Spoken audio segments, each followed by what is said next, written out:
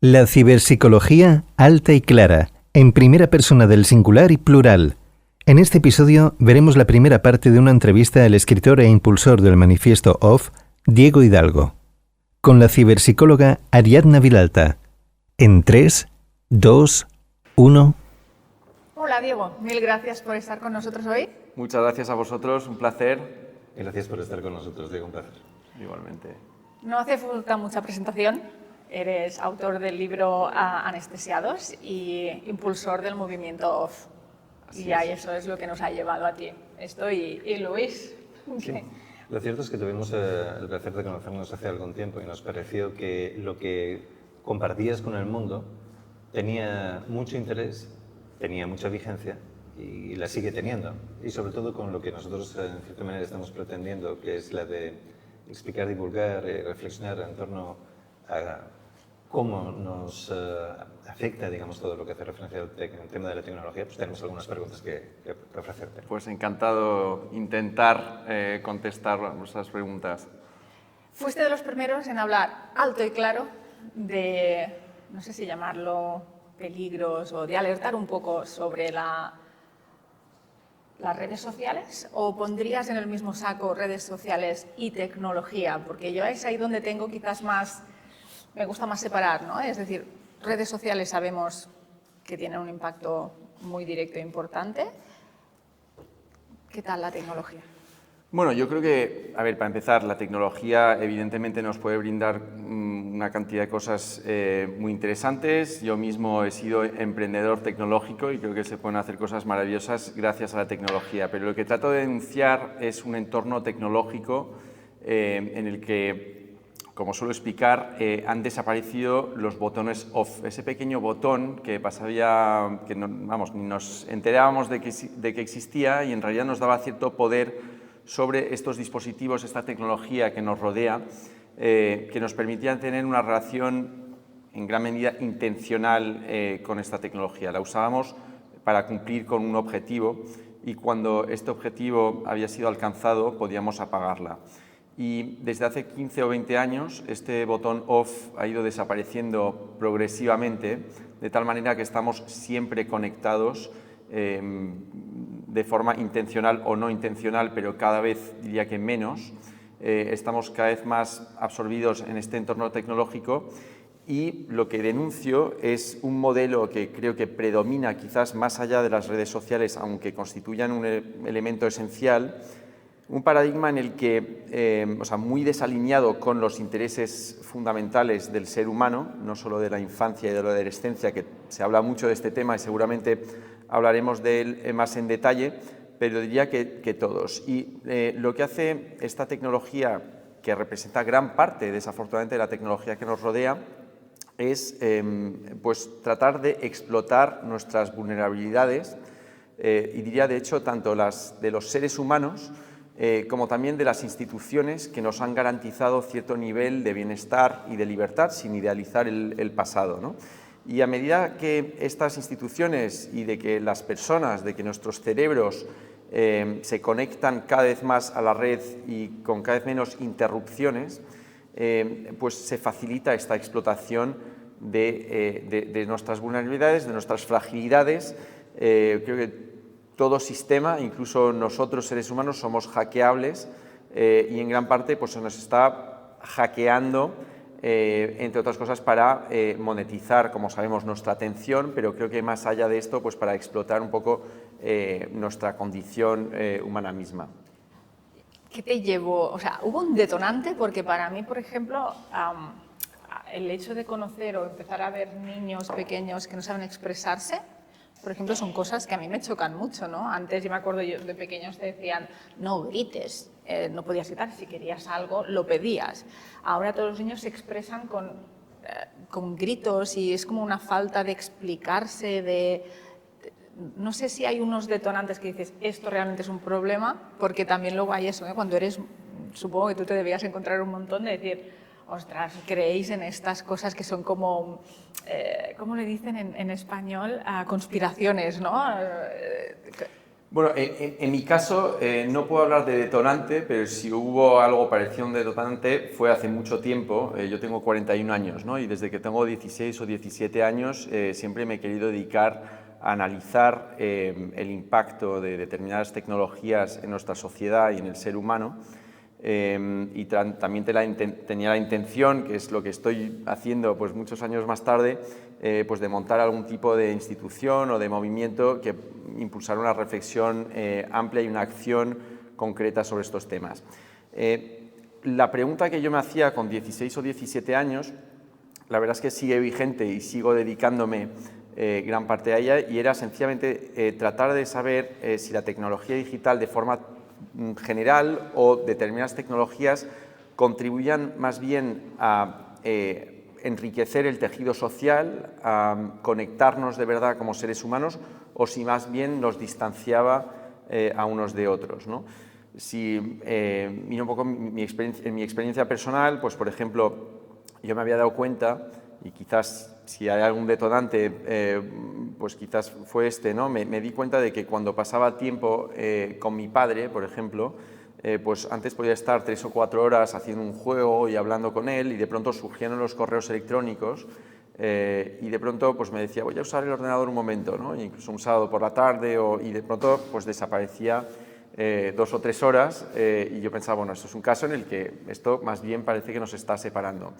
Esta pregunta, como decía, es la que me planteaba hace ya pues, más de 20 años.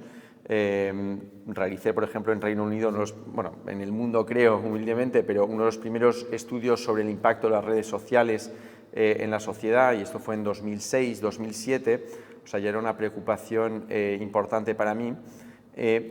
Pero esta pregunta, creo, hasta hace pues, unos 15, 20 años seguía abierta, ¿no? Es decir, había pues, estudios que podían concluir en una dirección, otros en otra, mientras que la gran diferencia es que ahora esta pregunta está en gran parte, vamos, tiene una respuesta bastante clara. Ahora mismo, si hacemos una fotografía de lo que está sucediendo con la tecnología digital tal y como está, y en la que las redes sociales representan una parte importante de lo que es la tecnología que usamos, la tecnología claramente nos está separando. Los niveles de soledad en cualquier sociedad, prácticamente en la que dispongamos de datos, se han disparado en los últimos 10 a 15 años. Esto está teniendo efectos muy nocivos a nivel psicológico, en cuanto pues, a niveles de ansiedad, de depresiones, de una cantidad de trastornos más específicos, como los trastornos de la alimentación y un largo etcétera. Quizás hablaremos más en detalle de esto. Yo entiendo que no estás demonizando lo que es la tecnología. Estás quizás intentando reivindicar que seamos capaces de decir no en algunos momentos. Efectivamente, sin embargo, también me alejo mucho de lo que algunos pues tratan de argumentar, que es que tenemos que tener un uso responsable de la tecnología, especialmente en los menores. ¿Por qué? Pues porque gran parte de la tecnología que tenemos en nuestras manos, o a veces no la tenemos ni siquiera en nuestras manos, pero incluso adhiere a nosotros, ¿no? A nuestros cuerpos a medida que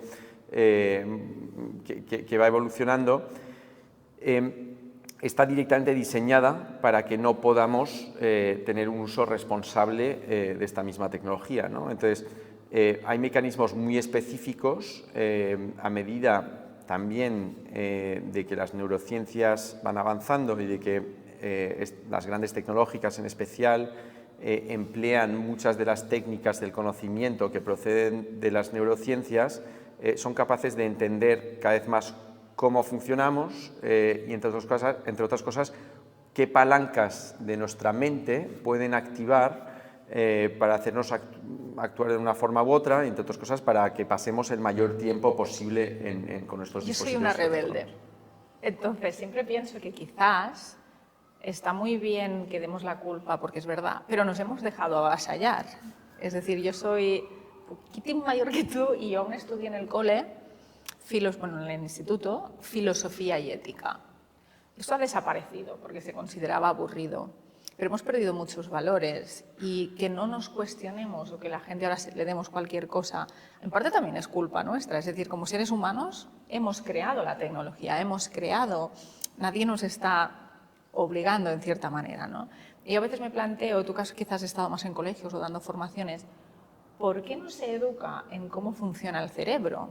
Sería mucho mejor, yo no tengo hijos, pero imagino que si tú le enseñas a tu hijo, mira, esto te está provocando esto, por esta razón debes razonar un poco la tecnología, porque si no siempre estamos hablando de la tecnología, pero en todos estos 20 años no le hemos puesto una educación. Absolutamente. Bueno, voy a tratar primero en el mismo sentido que tú y luego matizar un poco o incluso contradecirte a efectos de crear un poco de debate, ¿no? Efectivamente, tenemos que educar, digamos, no necesariamente en la tecnología, pero para transmitir un poco lo más posible el conocimiento de los mecanismos que imperan precisamente en el entorno tecnológico y que se entienda exactamente lo que pasa, por ejemplo, en nuestra mente cuando somos más bien objetos y no tanto sujetos, digamos, de la tecnología que usamos. Es muy, creo que importante para empezar, pues que todas estas materias, estas disciplinas que pueden parecer aburridas, pero que creo que van a ser incluso más necesarias que antes, pues vuelvan a cobrar el sitio que se merecen en los currículos escolares y demás, ¿no? Sin embargo, a mí me llama la atención precisamente muchas veces cuando pues, hablo en colegios o me dirijo a públicos jóvenes, el conocimiento relativamente elevado que tienen de estos temas, ¿no? Es decir, que muchas veces pues, te dicen, no, claro, entiendo, porque esto es la dopamina, que es la hormona que nada, y luego pues esto está diseñado. Entonces, en el fondo lo que llama la atención es este conocimiento y, sin embargo, el desastre incluso sanitario al que estamos asistiendo. Y lo que quiero decir con esto es que no es suficiente tener conocimiento de un problema para que se resuelva por sí mismo. Pero yo lo que me encuentro con consultas es más, que conocen las palabras, conocen la palabra dopamina, conocen la palabra, más dopamina que serotonina, serotonina no se lleva tanto, conocen la palabra ansiedad, conocen la palabra depresión y se usa mucho. Mi duda es, ¿sabemos algo más de eso? Es decir, no es que me tengas que hablar y si un niño te habla de dopamina, qué guay, ¿no? Sabes que haciendo así No. ¿Qué te lleva a eso? ¿Qué herramientas tienes tú para eso? Estábamos hoy, por ejemplo, le estábamos dando a los niños un cuaderno, ¿no? Escribe. El hecho de escribir, estábamos preguntando, o leer. El otro día que les preguntábamos a los niños, no leen, porque se aburren. Y yo pensaba, bueno, siempre nos hemos aburrido, te obligaban a leer cuando eres pequeño, ¿no? Era... Sí. ¿Cómo hemos llegado? Bueno, sí, claro, menuda pregunta. ¿Cómo hemos llegado aquí? No, pero a ver, yo creo que si estamos un poco abordando el tema de las soluciones, entre comillas, el hecho de presentar alternativas deseables es un elemento fundamental tanto para los menores como para los adultos. Pero desafortunadamente creo que va a ser muy difícil, digamos, resolver este problema sin soluciones mucho más radicales de las que yo imaginaba hace unos años, eso sí, en eso sí he cambiado, incluso regulatorias, porque esta tecnología, al ser cada vez más potente, sofisticada, al conocernos cada vez mejor, porque estas debilidades cognitivas, estas palancas, digamos, que estas plataformas son capaces de activar en cada uno de nosotros y aún más probablemente en los menores, las conoce también de forma muy individualizada gracias a la cantidad abismal, por ejemplo, de datos de los que dispone sobre cada uno de nosotros, ¿no? Entonces, estas puertas traseras, estos fallos, estas puertas traseras para acceder a nuestra parte más impulsiva, más reptiliana, evitando esta capa racional que nos permite tomar decisiones con mayor fundamento, con más tiempo y más reflexión, pues la tecnología es capaz, y hablo de la tecnología de forma general, ahora de forma un poco abusiva, pero estas grandes plataformas, entre otros, son capaces de identificarlas de forma muy potente, ¿no? Y entonces, realmente estamos ante una urgencia sanitaria porque estos problemas de los que hemos hablado antes quizás tenemos que simplemente recordar que no son menores, es decir, no es que haya habido un pequeño aumento, bueno, un aumento del 20 o del 30% de problemas de salud mental, no, ha habido desde el año en concreto, y creo que es un año de bisagra, el año 2012, principios de los años 2010, en prácticamente todos los países en los que disponemos de datos, vemos estas curvas de ansiedad, de depresiones y de problemas de salud mental dispararse. En España empezó a publicarse el año pasado y se ha publicado el segundo informe este año de una iniciativa que se llama Cyber Guardians, que mostró que entre el año 97 y 2022 los problemas de salud mental habían aumentado un 300% en España, ¿no? Basándose en todos los datos de la seguridad social disponibles. Pero en realidad, en los años 2000, en la primera década del siglo, digamos, las curvas fueron bastante planas, ¿no? Y realmente vemos como en España, como en los Estados Unidos, como en Francia y muchos más sitios, vemos este fenómeno realmente aparecer. Hablamos de la soledad, pues lo mismo, los datos que caracterizan la soledad, las horas que las personas pasan solas, tanto adultos como niños, el número de amigos que ves en una semana, todos estos datos han empezado realmente a evolucionar de una forma que jamás habíamos observado previamente, ¿no? Y realmente cuando este fenómeno nos ataca de forma tan concentrada en el tiempo, bueno, pues para empezar, si buscamos las causas, se miraron distintas causas, las consecuencias de la crisis, por ejemplo, económica que empezó en 2008, la ansiedad climática, etc. Bueno, una larga, digamos, lista de sospechosos que a lo mejor pues había que arrestar, pero realmente estamos ahora en un punto en el que sabemos que existe una relación, no solo una correlación, sino una relación de causalidad entre esta hiperconexión, que creo que va un poco más allá de las redes sociales, volviendo a la pregunta inicial, porque también son los videojuegos,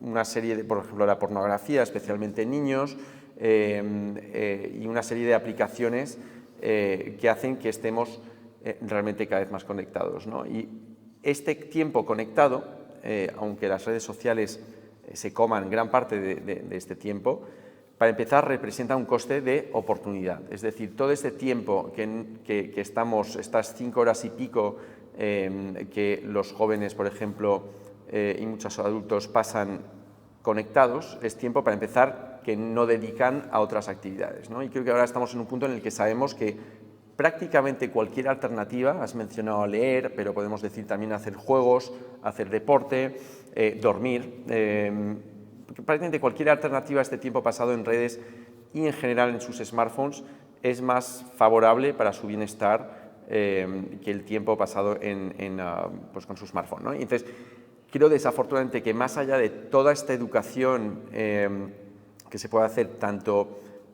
más holística como específicamente para abordar estos temas, toda esta educación es necesaria, pero en el caso especialmente de los menores, personalmente abogo, y creo que me baso en muchos datos muy fundamentados, en cierto grado de prohibición de, al menos, establecer una edad legal para acceder a los smartphones, como existe ya en muchos otros ámbitos de la vida, desde pues, para conducir un coche hasta para entrar en una sala de apuestas, y luego personalmente abogo por una prohibición de las redes sociales hasta los 18 años.